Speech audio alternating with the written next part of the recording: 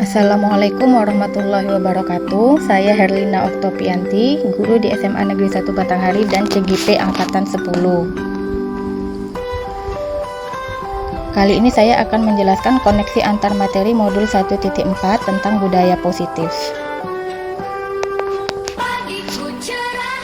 Budaya positif adalah suatu pembiasaan yang dilakukan di kelas dan sekolah dengan penanaman nilai-nilai disiplin positif yang mengamati motivasi perilaku manusia dengan cara membentuk keyakinan kelas, di mana guru memposisikan diri dalam posisi kontrol dan juga menggunakan metode segitiga restitusi. Ada 3 hal yang bisa dilihat dalam motivasi perilaku manusia, yaitu secara eksternal untuk menghindari hukuman dan ingin mendapat penghargaan, dan juga secara internal karena merasa hal ini adalah hal yang baik untuk dilakukan.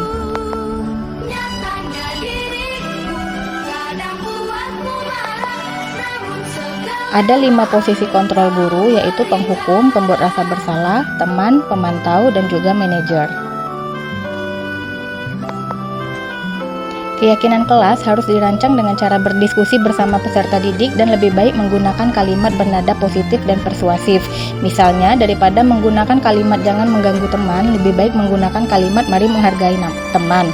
Namun jika keyakinan kelas masih dilanggar, maka yang bisa diterapkan yaitu memberikan konsekuensi yang sesuai untuk peserta didik di kelas kita. Praktik segitiga restitusi ada 3 tahapan, yaitu menstabilkan identitas, memvalidasi tindakan yang salah, dan menanyakan keyakinan.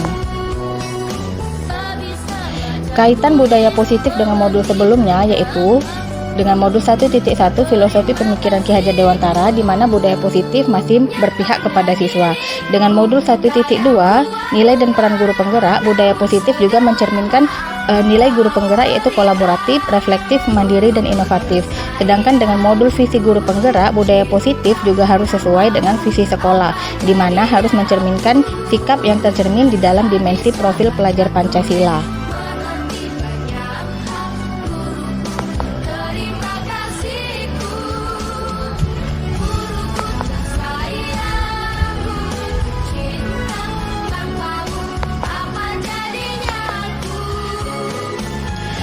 Pemahaman saya bahwasanya dalam pemberian konsekuensi terhadap pelanggaran yang dilakukan peserta didik hendaknya harus sesuai dengan pelanggaran yang mereka lakukan, dan hukuman hanya menjadi opsi terakhir jika tidak bisa mencapai tujuan.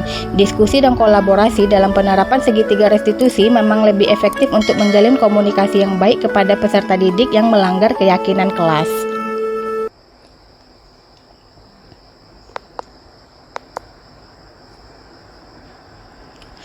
Perubahan pada cara pikir saya dalam menciptakan budaya positif, awalnya saya masih menerapkan hukuman dan kadang memberikan rasa bersalah kepada peserta didik saya. Namun kedepannya saya akan membimbing mereka untuk menemukan solusi dengan memposisikan diri sebagai manajer. Kemudian keyakinan kelas sudah saya rancang dengan berdiskusi bersama peserta didik, namun bentuk hukuman harus direvisi.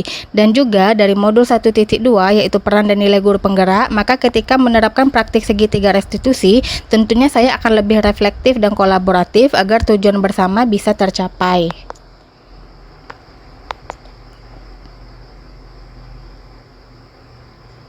Pengalaman saya terkait penerapan konsep inti dalam modul budaya positif, yaitu saya memahami bahwa kebutuhan dasar manusia harus terpenuhi agar tidak terjadi pelanggaran, dan juga memposisikan diri sebagai penghukum bukanlah hal yang tepat untuk memberikan efek jera, dan juga menyesuaikan konsekuensi yang telah diatur oleh sekolah. Contohnya, sekolah saya masih memberikan hukuman kepada peserta didik yang terlambat untuk membersihkan lingkungan sekolah, dan hal ini menurut saya kurang efektif dan tidak tepat.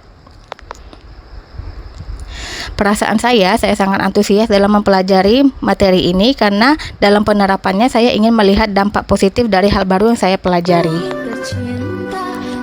Hal yang sudah baik yaitu saya telah menerapkan keyakinan kelas dengan cara berdiskusi, namun masih ada hukuman yang saya terapkan di dalam kelas saya. Saya harus mengeliminasi bentuk hukuman dan juga mendiskusikan konsekuensi yang sesuai, lalu akan menerapkan praktik segitiga restitusi dalam setiap permasalahan, dan juga saya akan berperan sebagai manajer bukan lagi sebagai teman dalam posisi kontrol saya.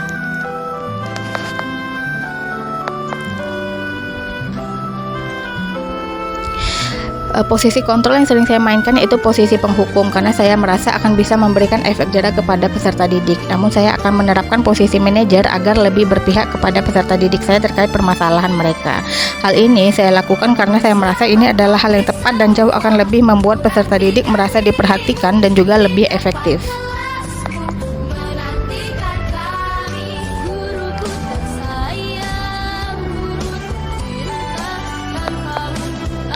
Saya pernah menerapkan praktik segitiga restitusi dengan 3 tahapan yang tepat, namun masih memberikan konsekuensi berbentuk hukuman.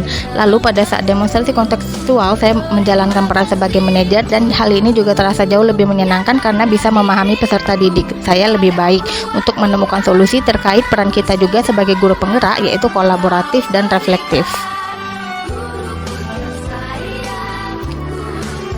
Hal lain yang penting untuk dipelajari menurut saya itu menganalisis karakter peserta didik dan lingkungan sekolah kita. Apakah peserta didik kita memang butuh pendampingan? Apakah boleh di sekolah kita menerapkan konsekuensi tertentu? Karena menurut saya kemampuan kita dalam memahami kondisi mental dan fisik peserta didik juga diperlukan dalam penerapan budaya positif. Serta tingkat permasalahan yang mereka alami juga harus kita rekap untuk mengukur seberapa optimal penerapan budaya positif di sekolah kita. Dan ini merupakan informasi dari fasilitator sekolah penggerak saya bahwa sekecil apapun perkembangan anak harus direkap. Terima kasih.